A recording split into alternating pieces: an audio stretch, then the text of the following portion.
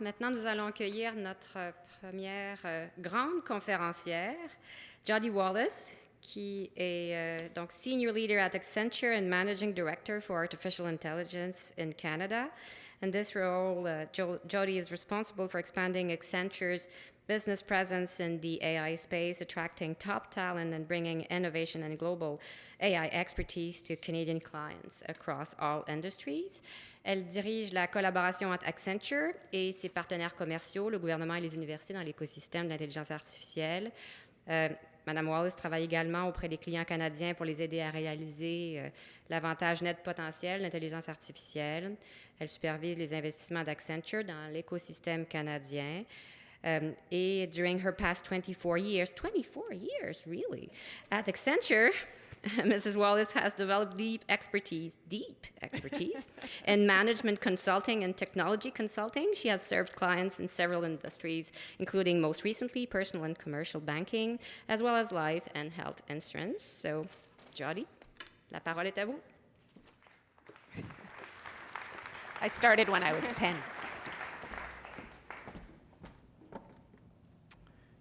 Bonjour, good morning, everybody. Merci, Marie-Josée, for your kind introduction and for making a note that I couldn't possibly have been in the workforce for 24 years. Thank you, Rebecca, for your inspiring opening remarks and to set the stage for the next 2 days. The program you are leading is both necessary and fascinating. C'est un vrai plaisir d'être ici ce matin pour commencer notre discussion importante sur le développement socialement responsable de l'intelligence artificielle.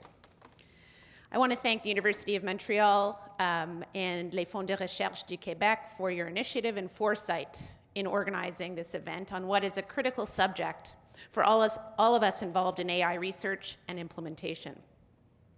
What I'd like to do during the next 45 minutes is to give an overview of how AI is already changing the workforce in Canada, where that change is leading in the near future, and what all that change means in terms of how we as a society need to react to ensure that change happens constructively and responsibly.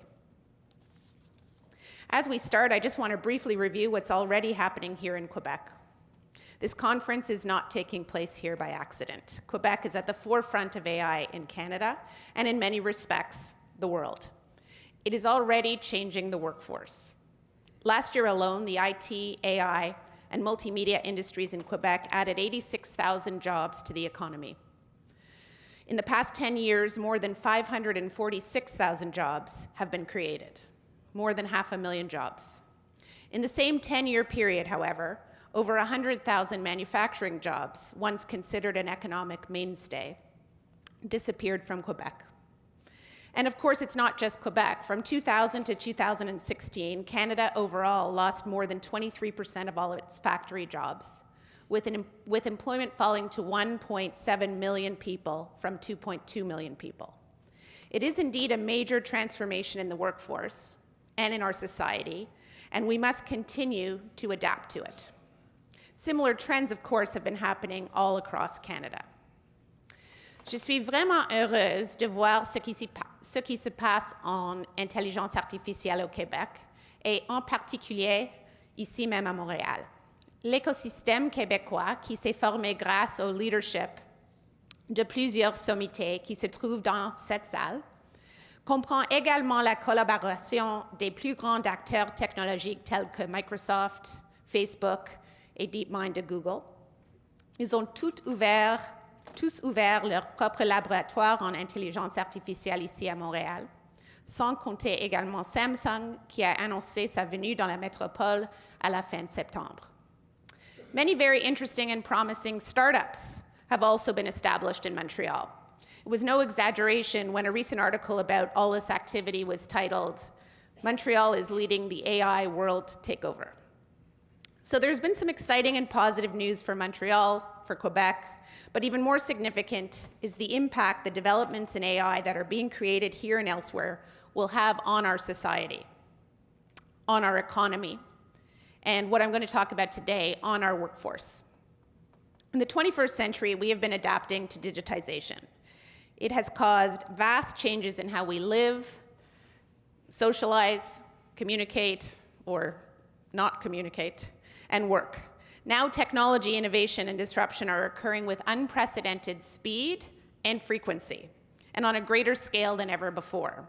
AI is, of course, at the forefront of this new revolution. But these changes, of course, do not happen in isolation from the society from which they grow. Important new technology will, in fact, profoundly shape and alter that society. That's what we're here to discuss over the next 2 days. We know we are developing profoundly important new technology with AI. What can we do, or indeed what must we do, to ensure it's developed in a way that affects our society for the better, rather than creating negative disruption?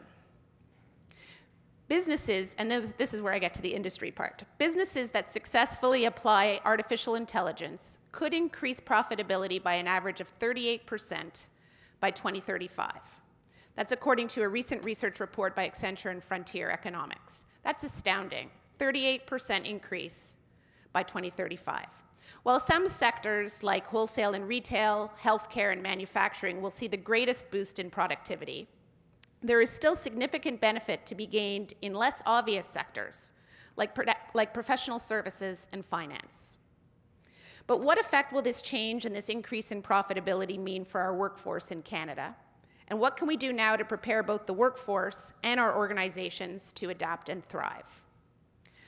I want to look at the impact of AI on the workforce in 3 separate sections. First, the different ways that organizations are changing to create value from AI-powered solutions. Second, the new capabilities, skills, and organizational models that are required. And third, what individuals and leaders need to do to create the workforce for the AI economy. I'll then close my address by looking at what we should do as leaders in this room to better support our workforce and society in general as we traverse the disruption. First, let's look at 3 ways organizations are creating value from AI-powered solutions. Those 3 are intelligent automation, maximizing labor and capital utilization, and innovation diffusion, which Rebecca referred to in her opening remarks. Intelligent automation, thanks for AI, offers huge advantages over traditional automation. Take supply chain management, for example. The AI startup Elementum in California generates real-time insights when incidents or disruptions threaten a supplier, and helps their clients understand where every component and finished good is supplied, manufactured, and distributed. Rather than simply automating supplier management processes, as we've been doing for many decades, clients of Elementum can get early warnings of potential problems and alternative solutions so that they can react before production is impacted. For instance, in 2014, a fire in a Chinese DRAM chip factory put a 25% squeeze on world supply. Whereas most equipment manufacturers were only made aware days later, Elementum's customers knew about the incident within minutes and secured their supply of DRAMs before prices reacted to the shortage. But it's not just production that can benefit from intelligent automation. Sales Choice, a Toronto-based company, is focusing its AI capabilities on streamlining the sales process.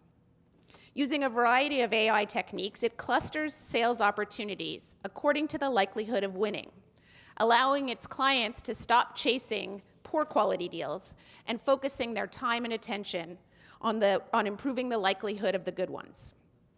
AI is also spreading to areas where intellect and critical thinking have long dominated. For instance, the Chicago-based company Narrative Science is humanizing data like never before with technology that interprets an organization's data, then transforms it into intelligent narratives at unprecedented speed and scale. Their AI, powered by advanced natural language generation, can turn a company's data into an actionable, powerful asset that can be used to make better decisions, improve interactions with customers, and empower employees. Their system, called Quill, is an intent-driven system that automatically transforms data into intelligent narratives at scale in conversational languages anyone can understand. AI can also help business maximize asset utilization rates, augmenting the return on capital and labor. Heavy industries such as energy and manufacturing require extremely large upfront investments, making them particularly vulnerable to lost revenues associated with downtime. Consider wind turbines, for example. Unexpected downtime requires a coordinated effort to source equipment, maintenance, staff, and spare parts, all the while cutting into revenue. In the case of gearbox failure, which can result in as much as 2 weeks of asset downtime per failure, the benefit of increased asset utilization is significant. A Spanish AI startup, NEM Solutions, using an algorithm based on the human immune system, is targeting wind farm productivity by predicting and preventing failures. The platform first analyzes instances of wind turbine failure to learn what the symptoms are, then monitors the turbines in real time to detect symptoms and flag any potential problems.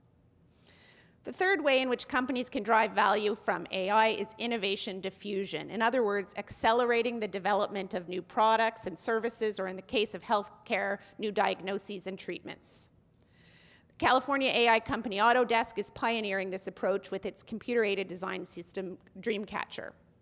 Using AI to mimic the generative design work of nature, Dreamcatcher creates thousands of virtual prototype iterations and compares their function, cost, and material along specified criteria. In the healthcare industry, Dreamcatcher has been used to design a facial implant that accelerates recovery and tissue regrowth. But to take advantage of these levers and to create this kind of value, private and public organizations need to change the way they operate, need to fundamentally change the way they operate. And that's not easy. Existing processes, existing people, and existing technologies are not automatically poised to be able to capture the kind of value that AI has the potential to deliver. Existing processes will not, for example, adapt easily to a new set of insights about disruptions in the supply chain or a new approach to deploying turbine maintenance. Today's employees will not easily adapt to deferring to the judgment of machines when it comes to the quality of their sales pipeline. Without adapting at the individual and organizational level, the potential of AI in an industry context will go unrealized. So what needs to change? What new capabilities, skills, and organizational models will companies need to realize the full value that AI can generate? I'm talking about skills and competencies beyond the ability to create AIs and the ability to and the ability to perform large-scale data science. To answer this question, I want to first look at some background factors in the ecosystem and how they influence or inhibit the changes that are needed. Here's a compelling statistic about both the depth and speed of the AI revolution that's underway. By 2020, just over 2 years away, more than 1/3 of the skill sets we will need in industry, in most jobs, will be comprised of skills that are not considered crucial today. And the same can be said about organizational models. Looking a little further into the future, evidence from the OECD shows that 65% of today's children will do jobs that haven't been developed yet. Let's consider then the factors in the ecosystem that are making widespread adoption possible today, whereas I would say even 3 years ago, it would have been too early for most mainstream organizations. A recent study by Forbes and EY found that almost half of Canadian companies view their data strategies investments as either central to their overall business strategy or at least key to that strategy. Individual companies are investing in proprietary data. There's an increase in public data sets available in the market, and there are new organizations being created literally every day to broker external data. Although there's more to do, today we are seeing greater accessibility of data to train and fuel AI. Take the Toronto company Quandl, which has established itself as a leader in providing undiscovered and exhaust data from non-traditional publishers to investors and other professionals seeking unique, predictive insights thanks to the power of AI. Their team of data scientists will source, clean, structure, and test the quality of these alternative data sets and deliver them via API and other languages to be used as feeds for AIs. As one example, they offer a data set based on sensors placed in commercial trucks that provide location, inventory, and transportation intelligence. It can be used to study the transportation sector, e-commerce patterns, manufacturer performance, and flow of freight. This can yield vital insights for use by various companies, such as asset management firms that want an inside scoop on manufacturing outputs. It's unimaginable for humans to attempt to seek insights from such vast amounts of information. But with AI, the data allows for the investigation into economic growth, spending, payroll, and offers insight on company-level spending and revenue. This potential is vast when this huge amount of data can be analyzed by AI now that high-performance compute is also much more readily available, particularly in industry, at a cost that makes it accessible to most Canadian companies. Software vendors and startups are developing products based on AI that can be installed or integrated through APIs and provide near-term value to organizations. This is perhaps the most critical change that's happened from an industry perspective in the last few years. The development is growing exponentially, creating a vital tipping point for widespread use of AI in organizations. This is helping drive record levels of venture capital investment in Canada. After a huge year of investments in 2016, the first half of 2017 reached similar high levels.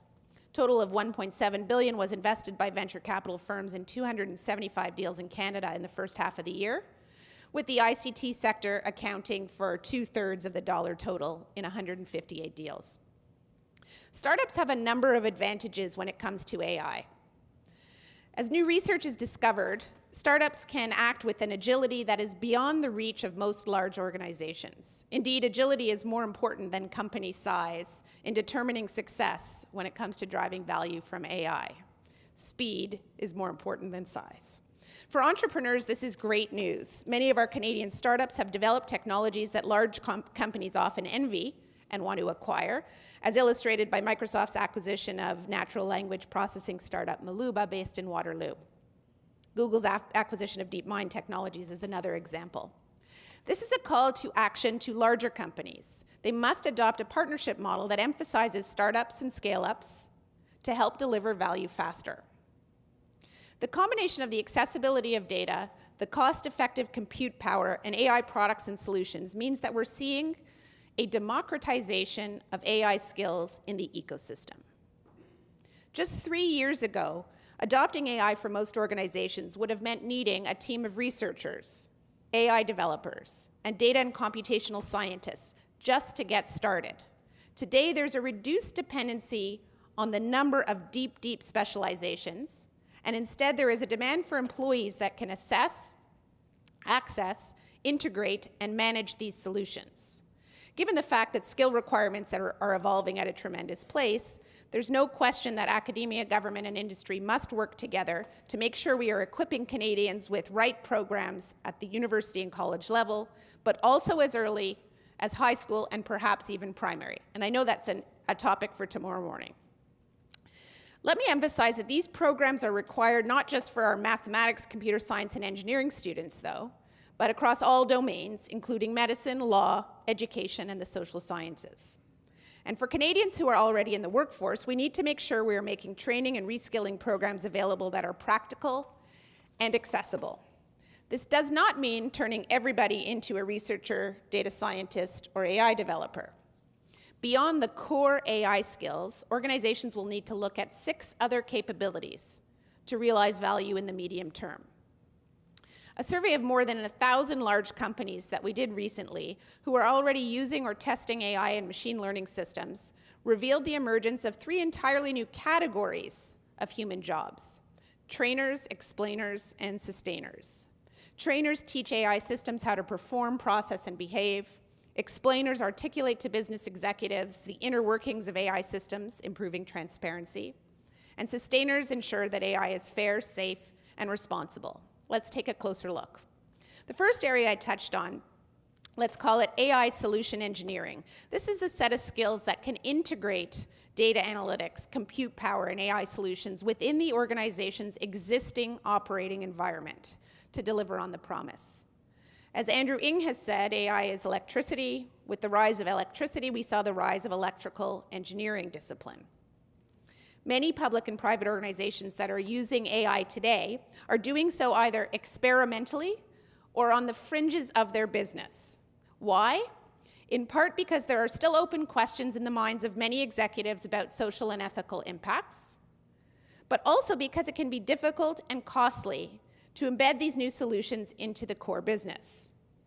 What needs to change is that the approach to AI solutions needs to be embedded in organizations at all levels. In other words, AI has to become a top-of-mind potential solution for managers, middle managers, line managers, to solve problems or address opportunities in the most efficient manner. Winning organizations will be those who can first implement this approach throughout their respective management structures, and not let AI be the exclusive domain of the innovation groups. The second set of new capabilities and skills required centers around talent management.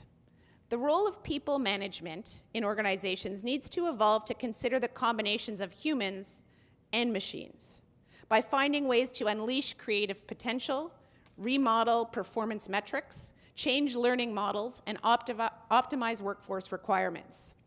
Intelligent machines inform better, faster decisions. We all agree with that.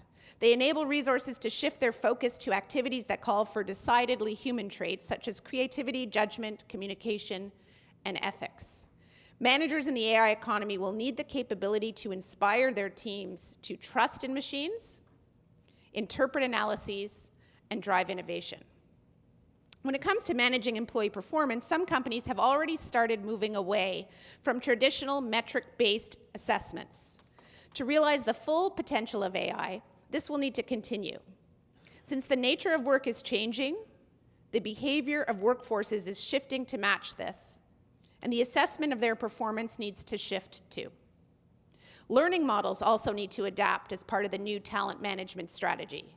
This means setting the expectation that roles will continue changing, taking a page from academia by changing the mindset to learning as a way of life, and using AI combined with digital and in-person techniques to develop and deliver training in new ways. The third area where companies need to develop new skills is in external partnerships and collaboration. Internal collaboration and enterprise collaboration tools has been big business for large organizations over the last 5 years. According to a 2017 report by Markets and Markets, the global enterprise collaboration market is estimated to grow from $26 billion US to over $49 billion US by 2021. But driving value from AI requires organizations to look outside of their walls and develop collaboration strategies and skills with partners from academia, with partners from startups and scale-ups, and non-traditional allies. And this is not natural for many organizations. Companies that combine their in-house talent with a collaboration strategy focused in the broader AI ecosystem will have an advantage. Research Accenture did this year in collaboration with the G20 Young Entrepreneurs Alliance revealed that neither startups nor established organizations will thrive with a not invented here approach. And yet the analysis revealed that only 17% score well on both of these indexes. 56% were weak on both. Physical and virtual networks that facilitate community building will allow companies to tap into diverse sources of talent when it's needed. As I mentioned earlier, technology innovation and disruption are occurring with unprecedented speed and frequency, and on a greater scale than ever before. This leads me to the fourth area where companies need to develop new capabilities in AI market research and advisory. Roles will be required in organizations to create and proliferate knowledge about advances in AI, advise business units and clients on AI inquiries and solutions, provide guidance and frameworks on how to address business problems with AI, and support the evolution of operating models as businesses adopt AI into their core operations. Another new skill set that is needed for meaningful implementation of AI is algorithm management. This includes the skills required to curate and support pre-built models, to perform model training and supervision in the production environment. In order to scale the use of AI to drive economic value, these activities need to be performed by individuals that are not necessarily experts in machine learning development. There's also a broader issue that organizations must face regarding algorithms, and I'm looking forward to the discussion at 10:30 about algorithms. Ensuring managers are willing to trust machines that exist to augment human decision-making, rather than resist in an attempt to preserve the more comfortable status quo. The key to success in this area is to decide on and stick to a common approach in applying AI to management decision-making, and build in accountability, responsibility, and outcomes from the beginning. There must be clarity around direction, delegation, and deference. Finally, and related, is the sixth area of new skills and competencies. The area of responsible AI, the focus of this conference, is continuing to evolve. We need employees in our organizations who are able to continuously evaluate, react to, and influence key decisions and questions. Like, what are the values that the organization wants to align to in adopting AI, and how durable are those values?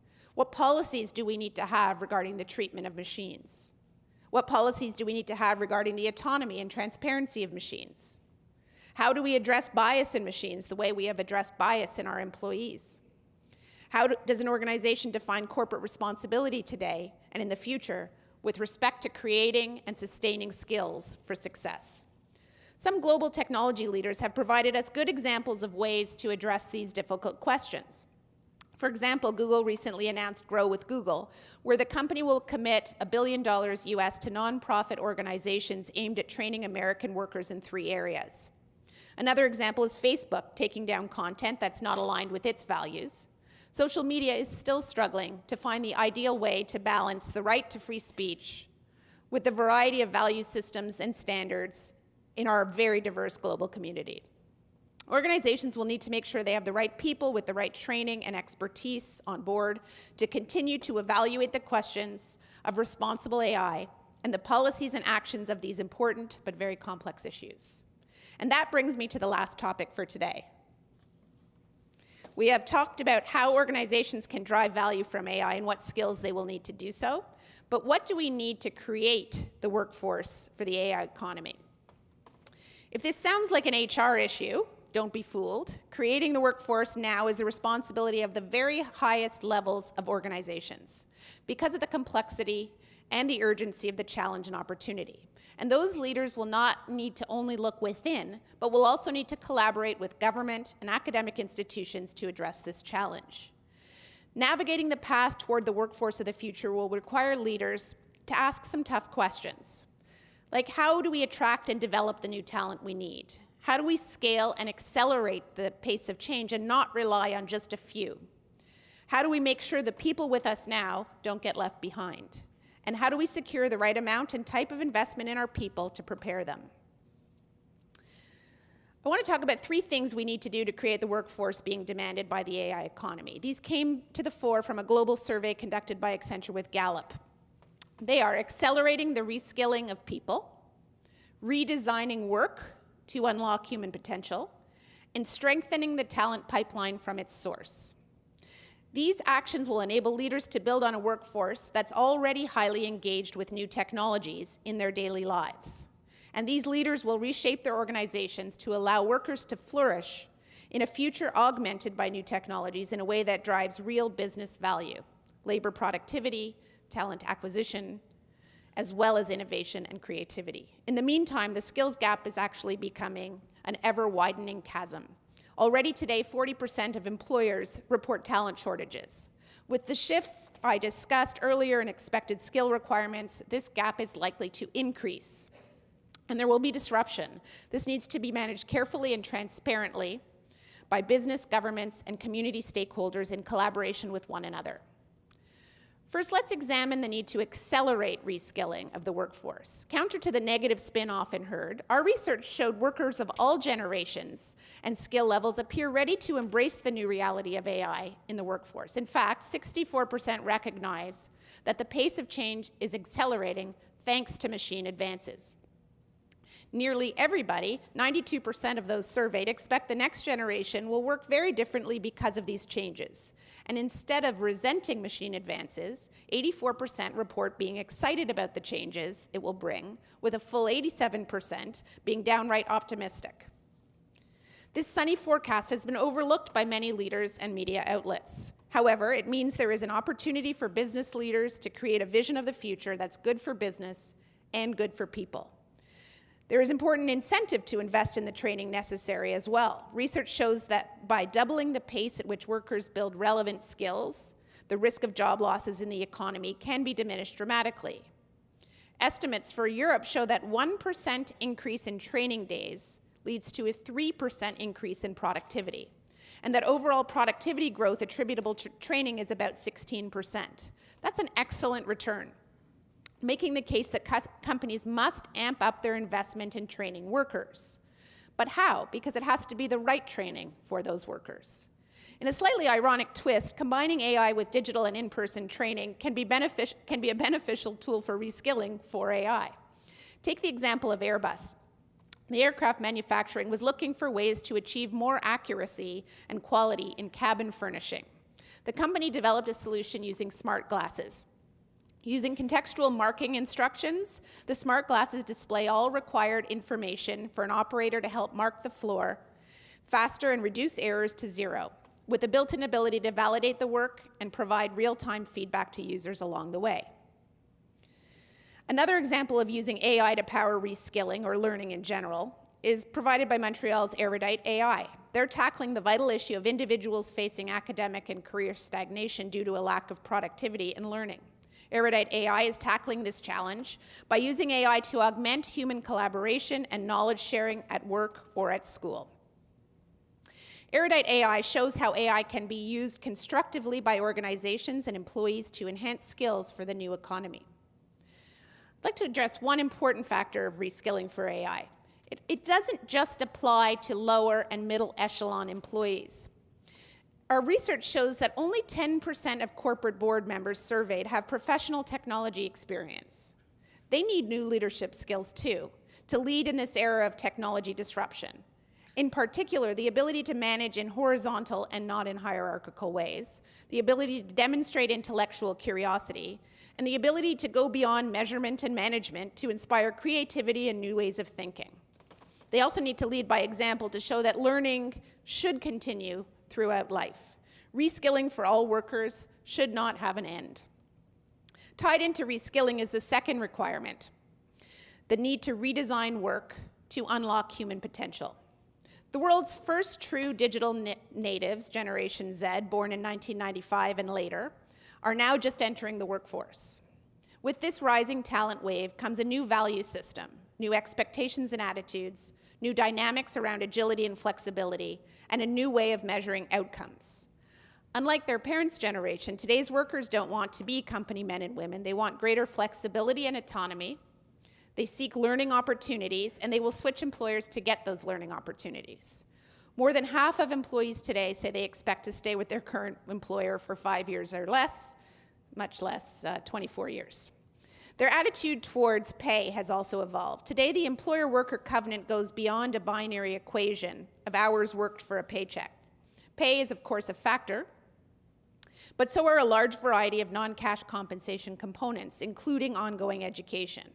Our research shows that emotional factors like engagement, quality of life, and status are equally, if not more important to workers than income benefits. So one of the ways that work should be redesigned is to respond to this desire for less structured roles and more gig roles, work based on specific projects.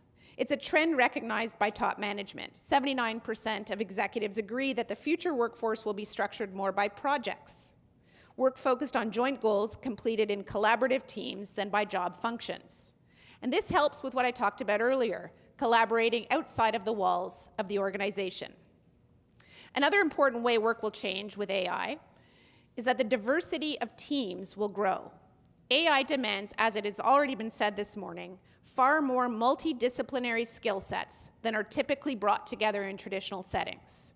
Mathematics, computer science, data science, neuroscience, psychometrics, behavioral psychology, linguistics, and other liberal arts skills, as well as an increasing cohort of creatives, will be necessary to both train and work with intelligent machines. This calls for new techniques to manage these new combinations and, more broadly, judgment and interpersonal skills. Compounding the challenge is that in a world where 40% of employers report talent shortages, many of these new skills do not exist in the labor market. So how do we respond? As I mentioned earlier, companies really must make radical changes to their training and performance and talent acquisition strategies. They will need to reskill and retrain at speed and scale to keep current workers relevant and adaptive. This should not be viewed as a one-time event, but rather as a new way of thinking about continuous education. Reskilling is not today's imperative, but a new reality. Since, as I said at the beginning of this discussion, 1/3 of the skills that will be required in 3 years are not yet considered crucial, what we need is the capability to learn, the capability to reskill, and the capability to reinvent as we go. The use of AI will, of course, be instrumental in augmenting the capabilities of existing workers, helping them not merely be more productive, but to deliver more creative, precise, and valuable work. This will involve fostering a culture of lifelong learning, much of it enabled by technology. Personalized online courses that replace traditional classroom curricula, and wearable applications like smart glasses that improve workers' knowledge and skills as they carry out their daily tasks. Success will also depend on partnerships with startups, universities, and individual experts to access knowledge and skills at scale. Over the last 5 years, massive open online courses have begun to gain momentum. Well-regarded professors and researchers have begun to make their course material available online and deliver lectures online, and companies are starting to encourage employees to take part. There are several good examples of this type of scaled collaboration on the Coursera platform, like Andrew Ng's course on deep learning.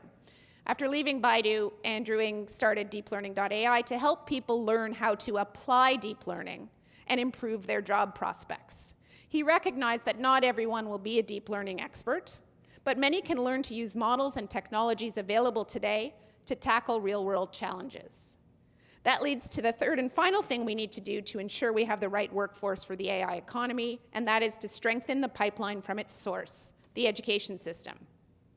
The root cause of skill gaps span the entire life cycle, from primary to higher education. There are many reasons for this, from silos that exist among talent pipeline participants to the historical inflexibility and speed of change in many of our education systems. This is changing, but this has left workers starting from behind and having to play catch up. We need to do much better in aligning the education system with the needs of the new economy and forging partnerships between institutions and industry that take on a life of their own. This means enhancing primary and secondary programs, college programs, and undergraduate programs with content in critical thinking, creativity, robotics, and human-machine interaction, as well as continuing to grow postgraduate programming around the country. But perhaps more importantly, it means extending the learning cycle beyond the traditional timeframes and into the workforce. I know that there will be many interesting perspectives on this topic tomorrow morning with the panel on educational systems. One good example of the collaboration between companies, universities, and colleges and individual experts is a program by GPU manufacturer NVIDIA.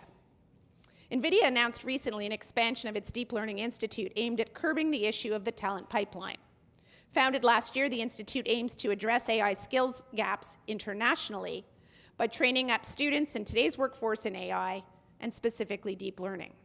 Part of the expansion includes the launch of the NVIDIA University Ambassador Program. By training university and college instructors and preparing them to teach AI topics, the program hopes to help university-level instruction in deep learning spread as far and wide as possible, beyond the top tier of educational institutions such as Université de Montréal. Right here in Quebec, there are also interesting and innovative programs taking place. Among them, last fall, Quebec's Quartier Innovation and the École des Technologies Supérieures announced they have combined with Videotron and Ericsson to create what they call an open laboratory for smart technology to unite the telecommunications and manufacturing industries, municipalities, and advanced learning in the creation of new technologies. We're also seeing governments begin to understand the importance of their collaboration to foster the development of AI. Just a few weeks ago, the governments of Ontario and Quebec signed an MOU to work together to foster AI development. Given the strong world-class hubs of activity in both provinces, the MOU aims to keep Ontario, Quebec, and more generally Canada competitive among other jurisdictions, not only in the expansion of fundamental knowledge, but also in the development and application of these technologies across sectors. It's vital for Canada to move forward with initiatives such as these to ensure we have the skilled people available for us to maintain the strong position we are in today and benefiting from in AI. It is a highly competitive area, and other countries such as the UK, the US, China, and others are also actively doing the same. To pave the way forward to a brighter future, leaders need to work today to shape the workforce of tomorrow by taking action on all three of these fronts, so we can all thrive in the AI economy.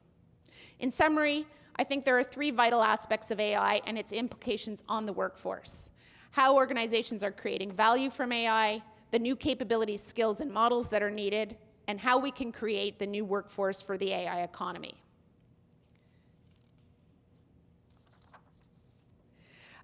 We in this room have a very important role to play in helping to make sure that alarm bells that have been set off by such notable people as Stephen Hawking, Bill Gates, and Elon Musk do not slow or halt the progress of AI. Cela veut dire expliquer davantage ce qu'est l'intelligence artificielle à un large éventail de publics, y compris son potentiel économique et social. C'est de partager l'optimisme que l'intelligence artificielle va améliorer nos expériences de travail. Et cela implique d'être réfléchi et délibéré sur le développement de nouvelles compétences pour une large population de travailleurs. Alors que vous poursuivez les discussions aujourd'hui et demain, j'espère que mes commentaires sur l'impact de l'intelligence artificielle sur le marché du travail seront utiles et éclaireront vos opinions. Nous sommes au tout début d'une profonde révolution technologique très passionnante. Faisons en sorte que l'impact soit aussi positif que l'immense promesse de l'intelligence artificielle. Merci beaucoup. Je suis heureuse de répondre à quelques questions pour poursuivre la discussion.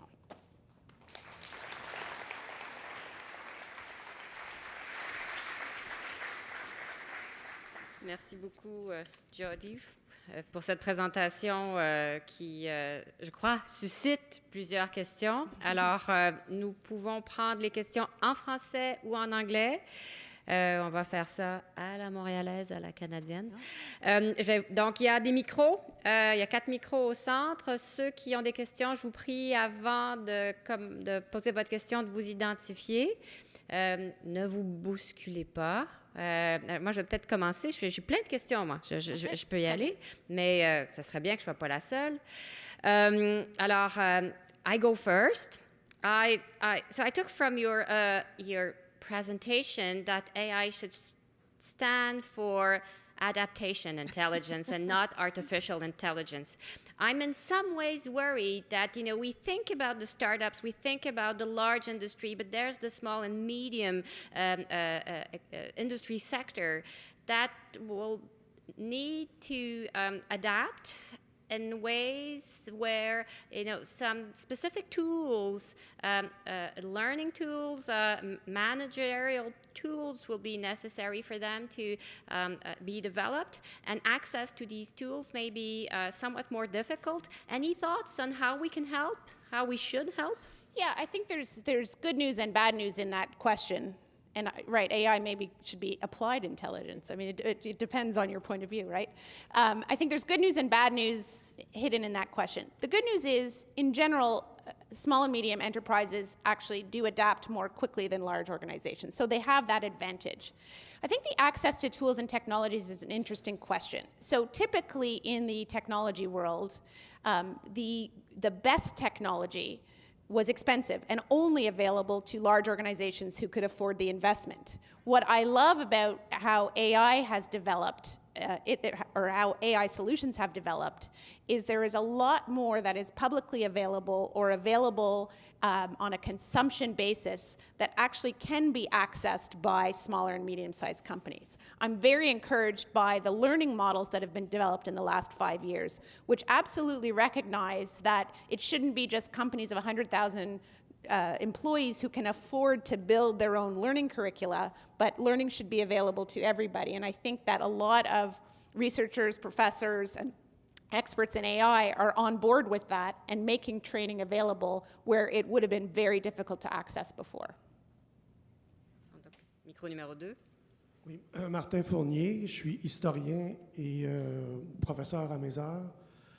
Et j'ai été frappé par le nombre de changements que vous croyez nécessaires. Donc, je crois qu'on est vis-à-vis d'une révolution culturelle.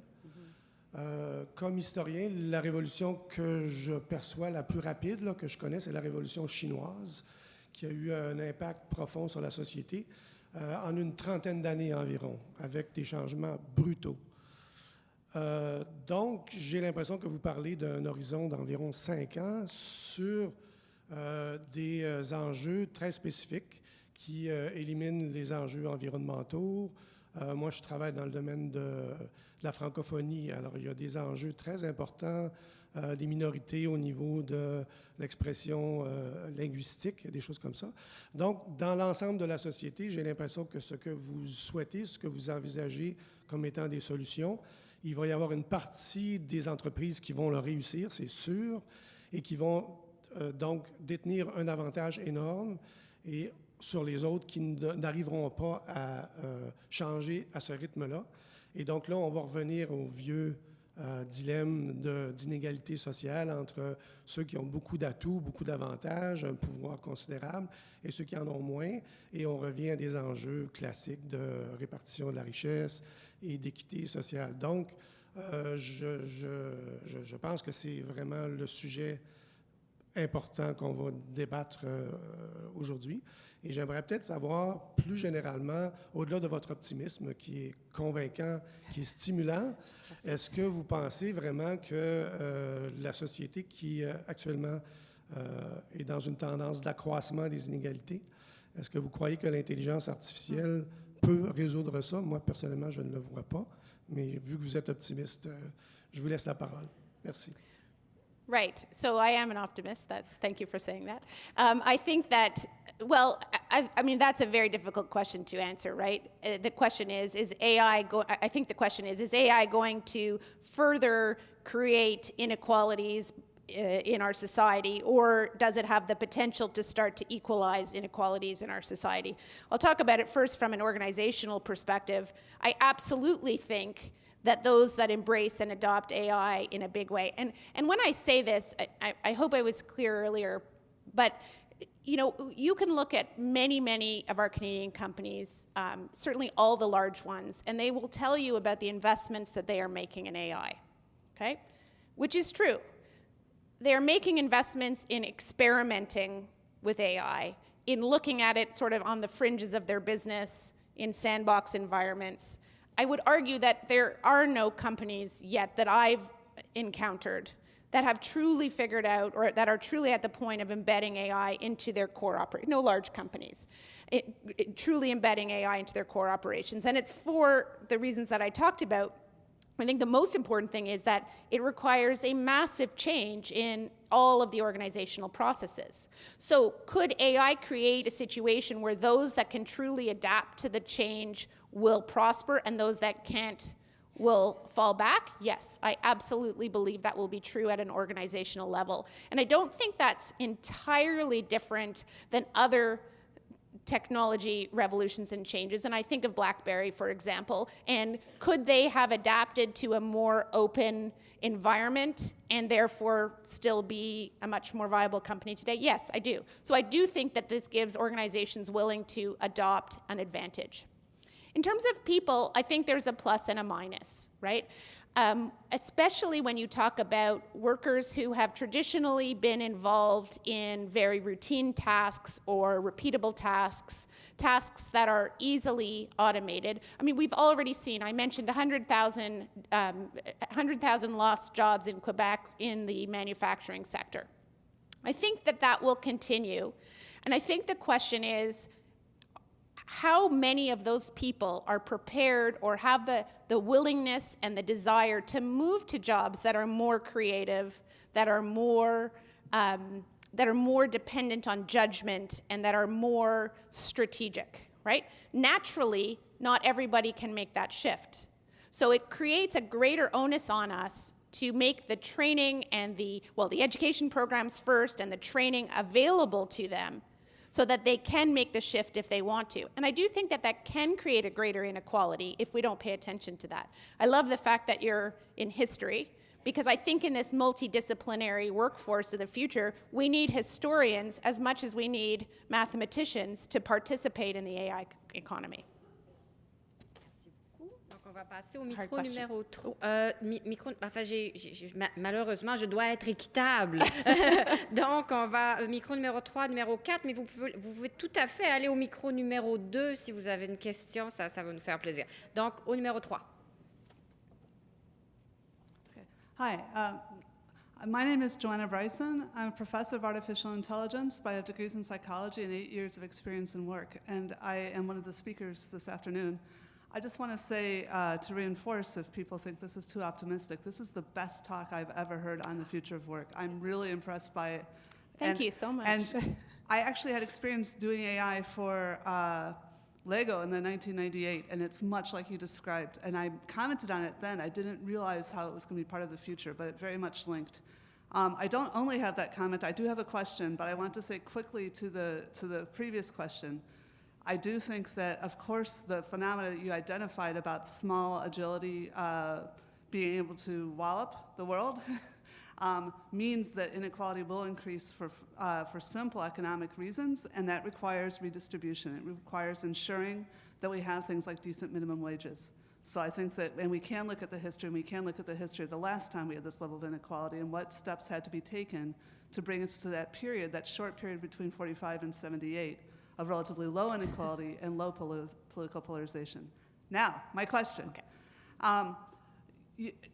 I loved your talk, and I love the vision as someplace we're trying to go to. But as we pass through this bottleneck where we need these skills and we don't have them, right. What I'm afraid of, and I was just at a meeting in DC, I hear a lot of people really trying to replace people with inadequate and I would say fragile single-point AI solutions to handle the skill shortages. And to me, that's really dangerous. And again, like I said, I think that if we invested all this money that we're making from AI appropriately, we wouldn't have to go through that bottleneck. Right. But there's a culture, at least in America, of pushing people towards that, of lack of trust. So I wanted to have you seen things like that, and what are you doing in the real world as Accenture, trying to convince companies not to do that? First of all, I think anybody who's trying to do that is going to possibly get some short-term gains, and that's about it.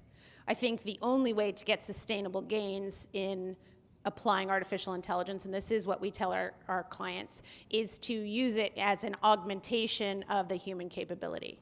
I think anything that tries to replace humans will be short-term, and yeah, you might be able this quarter, next quarter to get a few dollars out. It's not sustainable, and it's not something that will actually provide meaningful economic improvement. And I tell all my clients that. Donc, on me dit qu'il nous reste 5 minutes et que je dois faire bien attention au temps. Alors, j'obéis. Mais donc, on a le temps donc, pour 2 questions. Okay. Alors, micro 4, puis après micro 2. Hi, my name is Ashraf. I work with the Intact Insurance. And my question is very simple. You said that we will not only need machine learning expert and computer science to develop the models, we also need trainers, explainers, and sustainers. I would just want to get your sense on what's the ratio here that we are talking about. Like, is it 1-4-4, is it 1-for-1, or is it 1-for-10? Okay, well, that's a good question that I hadn't thought of an answer to. I will tell you, it's more of the latter than the former, right? This is going to work if we have a leveraged model where for every one really deep learning expert, we can have 3 or 4 or 5 who are on the other end of the spectrum. So I don't know if it's 1-4, 1-5, 1-10, but I do know it's 1 on the expert side to more than 1 on the broader skill set. That's the only way we're going to scale, right? For a company like Intact, if you had to go and hire, you know, for every new AI project you wanted to do, if you had to go and hire only deep learning experts, only data scientists, I mean, you could not scale that. Et la dernière question. Oui, bonjour. Mon nom est Mireille Jean. Je suis députée à l'Assemblée nationale pour la circonscription de Chicoutimi. Je suis porte-parole à l'opposition officielle pour l'innovation et aussi pour les PME. Ma question est relativement simple. D'abord, bravo pour votre présentation extrêmement intéressante et je vous félicite aussi pour votre optimisme par rapport à l'arrivée de l'intelligence artificielle, un optimisme que je partage personnellement. Ayant travaillé dans les technologies de l'information depuis les années 90, aujourd'hui, on voit encore principalement dans les petites et moyennes entreprises, une difficulté d'intégration des technologies de l'information. Donc, j'acquiesce à l'importance de commencer immédiatement d'implanter l'intelligence artificielle au sein des organisations et même au sein des petites et moyennes entreprises. Il va certainement avoir de la difficulté. Selon vous, étant maintenant au gouvernement, comment voyez-vous le rôle du gouvernement pour faciliter l'entrée des technologies liées à l'intelligence artificielle dans les petites et moyennes entreprises? So two parts to that question, or two parts to the answer to that question, and thank you very much for the question. I think, first of all, I think what's different this time around from the previous technological innovations is the delivery mechanism of solutions is different. So up until, even in the last revolution in the digital, we were having to outlay a whole bunch, companies were having to outlay a whole bunch of money to acquire technology, to implement it, to have to get the compute power, you had to get your own data infrastructure. What's different now is I don't see that as a viable solution for small and medium enterprises, but I am very encouraged by the number of API and service-based solutions that are available without having to go and acquire and integrate fully. So, Google, who we love to talk about because they've just done so many unbelievable things, they make, on their Google Cloud platform, APIs for many, many different machine learning and deep learning capabilities available on a consumption basis. You don't have to buy it. You don't need the compute power. You can use their cloud solutions. You can use their tools. And they've done it in such a way where they basically make it free to use a lot of the tools that they've packaged up. I think that is the solution for small and medium enterprise. But what's interesting to me is I think small and medium enterprise has an advantage in that area because large organizations that I speak to have policies against doing that or have policies that say, no, I don't want anyone else to know what I'm doing, so I'm keeping everything in-house. I think that is a mistake, and so I'm hopeful. Now, on the question of what governments need to do, I do think that governments need to encourage Canadian startups, Canadian technology companies, and global technologies who play here to make sure that these tools continue to be available on a consumption basis or for free for small and medium enterprises. Even if they have to bifurcate licensing, I think that's the way to go. Alors, merci beaucoup, Jodie. Je sais qu'on aurait probablement encore des dizaines, des centaines de questions, mais il y a la pause qui s'en vient. Et donc, elle est là. Donc, s'il vous plaît, soyez gentils, attendez votre tour. Mais donc, je vous engage à continuer les échanges à la pause. La pause est à la salle 520 CF. Puis par la suite, on va avoir une séance d'atelier où, bien sûr, on compte sur votre participation, les interactions, et on se retrouve cet après-midi ici pour notre deuxième grande conférence. Alors, merci à tous. Merci, Mme Wallis.